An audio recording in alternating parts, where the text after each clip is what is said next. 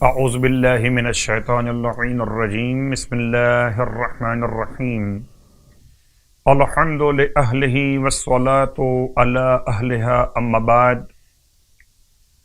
ماہ رجب المرجب کے فضائل اور اعمال کا بیان آپ کی خدمت مقدس میں۔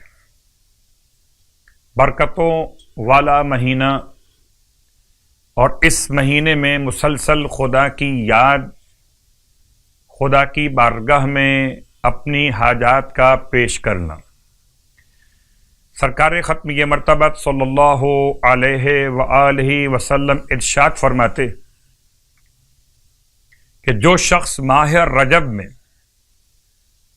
100 مرتبہ کہے استغفر اللہ الذی لا الہ الا هو وحدہ لا شریک لہ واتوب الیہ،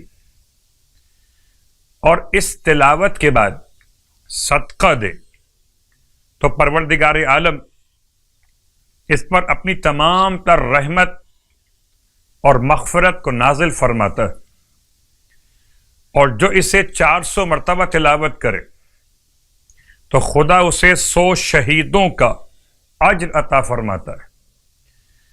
یہ رجب کے اعمال مشترکہ کے اعتبار سے پیغام آپ کی خدمت مقدس میں، اور اب آج کی رات کی اہمیت اور آج کی رات کی نماز۔ 17ویں رات 30 رکعت نماز، اور 30 رکعت کا مطلب 15 نمازیں 2 رکعت کر کے، جس کی ہر رکعت میں الحمد کے بعد 10 مرتبہ سورہ اخلاص کی تلاوت۔ اس نماز کا ثواب بے شمار بیان کیا گیا، اور نماز پڑھنے والے کو آتش جہنم سے آزادی اور عذاب قبر سے نجات نصیب ہوگی انشاءاللہ عز و جل۔ 17ویں رات کی نماز کے بیان کے ساتھ 17 روزوں کا حوالہ۔ سرکار ختمی مرتبہ صلی اللہ علیہ وآلہ وسلم ارشاد فرماتے کہ جو رجب کے اس مقدس مہینے میں 17 روزے رکھے گا تو قیامت والے دن اس کے لیے پل صراط پر 70,000 نور کے چراغ رکھے جائیں گے۔